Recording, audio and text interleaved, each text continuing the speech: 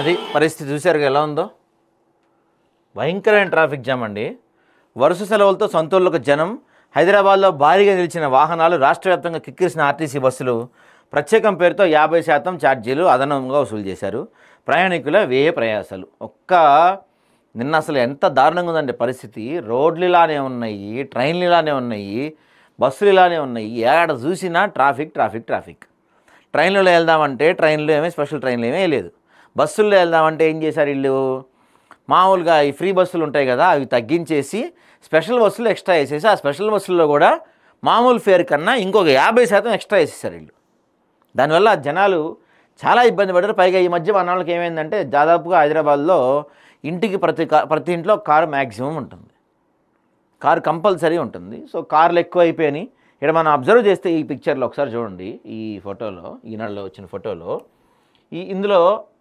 1-2 కనపడుతుంది మనకి public transport చూసారా మిగతా అంతా కూడా కార్లు ఆటోలే ఉన్నాయి సరే ఆటోలు కూడా తక్కువే ఉన్నాయి కార్లే ఎక్కువ కనపడుతున్నాయి నాకైతే ఇక్కడ పబ్లిక్ ట్రాన్స్పోర్ట్ మీరు అందించలేకపోతున్నారు కాబట్టి జనాలు వాళ్ళ సొంత వెహికల్స్ కొనుక్కుంటున్నారు ఇక వరుస సెలవులు రాఖీ పౌర్ణమి నేపథ్యంలో సొంతూళ్లకు బయలుదేరిన జనంతో రహదారులను కిక్కిరిసిపోయాయి రాజధానితో పాటు జిల్లా కేంద్రాల్లో శనివారం తీవ్ర ట్రాఫిక్ జామ్తో ప్రజలు ఇబ్బందులు పడ్డారు హైదరాబాద్ మహానగరంలో ట్రాఫిక్ జామ్ చక్రబంధంలో చిక్కుకుంది 2 రోజులుగా కురుస్తున్న వర్షంతో నగరంలో రోడ్లన్నీ గుంతలమయంగా మారి ప్రయాణం నరకాన్ని తలపించింది గచ్చిబౌలి నుంచి మెహదీపట్నం వచ్చే రూట్ మొత్తం భయంకరంగా ఉంటుంది ట్రాఫిక్ సో ఈ మార్గంలో షేక్పేట్ వద్ద వాహనాలు నెమ్మదిగా ముందుకు సాగాయి పైవంతెన కింది భాగంలో రోడ్డు నిర్మాణ పనులు సాగుతుండటంతో రాయదుర్గం అత్తాపూర్ మెహదీపట్నం మసబ్ ట్యాంక్ బంజారాహిల్స్ వరకు ట్రాఫిక్ సమస్యలు తలెత్తాయి సాధారణ సమయం 2 నిమిషాలు పట్టే ప్రయాణానికి గంట సమయం పట్టిందంట మెట్రో ఎంఎంటీఎస్ రైళ్లన్నీ కిక్కిరిసిపోయాయి నగర శివారు ప్రాంతంలో శనివారం ఉదయం నుంచే ట్రాఫిక్ రద్దీ నెలకొంది మధ్యాహ్నం సమయానికి సికింద్రాబాద్ ఉప్పల్ నాంపల్లి హయత్ నగర్ మార్గాల్లో తీవ్ర రూపం దాల్చింది ఉప్పల్ జంక్షన్ వద్ద కిలోమీటర్ల మేర వాహనాలు బారులు తీరాయి ఎల్బీ నగర్ నుంచి అబ్దుల్లాపూర్ మెట్ వరకు వాహనాలు నిలిచిపోయాయి ట్రాఫిక్ను చక్కదిద్దేందుకు పోలీసులు తీవ్రంగా శ్రమించాల్సి వచ్చింది పాపం ఆర్టీసీ బస్సులు కూడా ఘోరంగా నిండిపోయాయి గురువారం నుంచి ఆర్టీసీ ప్రత్యేక బస్సులు నడుపుతుందంట శనివారం వరకు 3 రోజుల్లో 2600 స్పెషల్ బస్సులు నడిపారంటండి మరి ఆ స్పెషల్ బస్సులు ఫ్రీ బస్సులు నడపచ్చు కదా నడపరు దబ్బాలి కదా ఇక్కడి నుంచి వచ్చే డబ్బులు అక్కడ దబ్బాలి కదా ఈ టైంలో ఏమైందంటే ఈ రష్ బాగా ఉండిద్ది బస్సుల్లో సో కొంత మిడిల్ క్లాస్ వాళ్ళు అప్పర్ మిడిల్ క్లాస్ వాళ్ళు ఏం చేస్తారంటే వామ్మో ఆ జనాల్లో తోసుకుంటా ఆ ఫ్రీ బస్సుల్లో ఏం పోతాం లేరా భయ్ మామూలు బస్సుల్లో వెళ్దాం అనుకుంటారు తీరా మామూలు బస్సులు ఎక్కితేనే ఇక్కడ 50% ఎక్స్ట్రా ఫేర్ ఇది మన గవర్నమెంట్ ఇచ్చే పథకాలు మనకి ఇక పన్నురద్దు దృష్టిలో పెట్టుకుని ప్రత్యేక బస్సు ఛార్జీలను ఆర్టీసీ 50% పెంచింది 2003 నాటి జీవో 16 ఆధారంగా ప్రత్యేక బస్సు ఛార్జీలను 50% వరకు 11వ తేదీ వరకు పెంచినట్టు ఆర్టీసీ యాజమాన్యం ప్రకటన తెలిపింది అంటే వెళ్ళి తిరిగి వచ్చే వరకు చూసారా రేపు తిరిగి వచ్చేస్తారు మ్యాక్సిమం వాళ్ళు వచ్చేస్తారు సండే సాయంత్రం కల్లా అందరూ బయలుదేరుతారు ఒకవేళ ఎవరన్నా ఉండి రేపు వచ్చినా కూడా వాళ్ళకి ఎక్స్ట్రా ఛార్జ్ అంట ఇక ఉప్పల్ నుంచి హనుమకొండకు సాధారణ రోజుల్లో సూపర్ లగ్జరీ బస్ ఛార్జ్ 340 ఉండగా శనివారం స్పెషల్ బస్ పేరుతో 440 వసూలు చేసింది రాజధాని ఏసీ బస్ ఛార్జ్ సాధారణ రోజుల్లో 390 కాగా శనివారం 550కి పెరిగిందంట. ఇక మిగతా రోజుల్లో ఏసీ బస్ ఛార్జ్ కంటే తాజాగా పెంచిన నాన్ ఏసీ బస్ ఛార్జ్ 50 రూపాయలు ఎక్కువ. చూసారా? నాన్ ఏసీ బస్ ఛార్జ్ మీరు ఏసీ బస్ కన్నా, ఇది నార్మల్ డేస్లో ఉండే ఏసీ బస్ కన్నా 50 రూపాయలు ఎక్కువ అంటండి.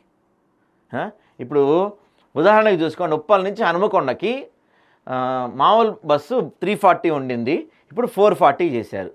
ఏసీ బస్సు గతంలో 390 ఉంటే ఇప్పుడు 550 చేశారండి. 550 ఏసీ బస్సు. ఓకే, అంటే కుటుంబానికి 5గురు వేసుకోండి.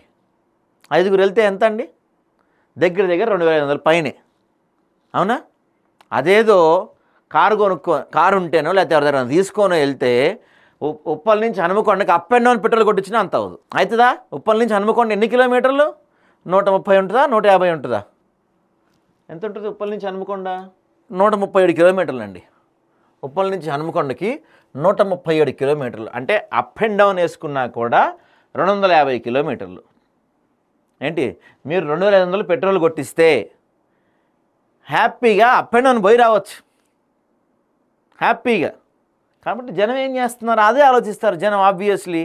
అరే భయ్, ఈ బస్సుల్లో తోసుకుంటా తొక్కుకుంటా పోయే బదులు 5 కలిసి ఒక కారు వేసుకెళ్తే బిందాస్గా పోయి రావచ్చు ఇక్కడ వెళ్ళే డబ్బులతో. ఏసీ, అది కూడా ఏసీ అని ఆలోచిస్తారు జనం అంతా. సో జనాలు బస్సులు ఎక్కకుండా మీరే చేసుకుంటున్నారు. ఇదేదో మీరు 50% పెంచకుండా ఒక 10% పెంచి ఉంటే జనాలు ఎక్కువ మంది ఎక్కేవాళ్ళు. ఇంకా మీ రేట్లు పెంచడం వల్ల చాలామంది ఈ ప్రైవేట్ ట్రావెల్స్ని నమ్ముకున్నారు, సొంత వెహికల్ చేసుకొని వెళ్ళిపోయారు. దీనివల్ల మళ్ళీ ఆర్టీసీకి బొక్కే. అదనపు ఛార్జీలతో పాటు బస్సుల్లో ఖాళీ లేక సీట్లు దొరక్క ప్రయాణికులు వ్యయ ప్రయాసాలకు గురయ్యారు. అనేక రూట్లలో రెగ్యులర్ బస్సులను కూడా స్పెషల్ పేరుతో నడిపించారు. ఇదే దందా మరి. అదేదో సినిమా అంటారు కదా, వ్యాపారం భయ్యా, అది వ్యాపారం. అది ఆర్టీసీ చేసేది వ్యాపారం.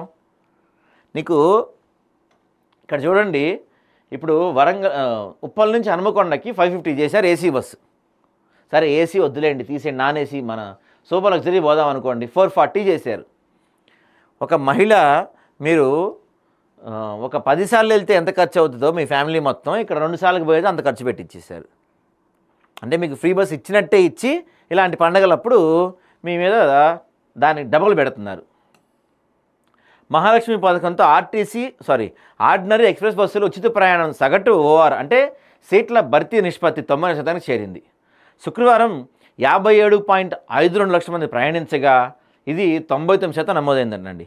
శనివారానికి 120% చేరుకుంటుందని అధికారుల అంచనా. అంటే బస్సులో ఉండాల్సిన దానికన్నా ఎక్కువ మంది 120% అంటే.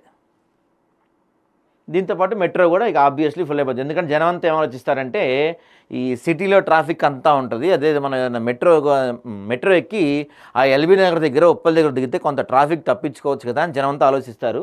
సో ఆబ్వియస్లీ వీళ్ళు మెట్రో ఎక్కుతారు, ఎందుకంటే రోడ్ బై ట్రాఫిక్ ఎక్కువ ఉంటుంది కాబట్టి. దాదాపుగా 5 లక్షల మంది మెట్రోలో రాకపోకలు సాగించారని అంచనా అంటండి.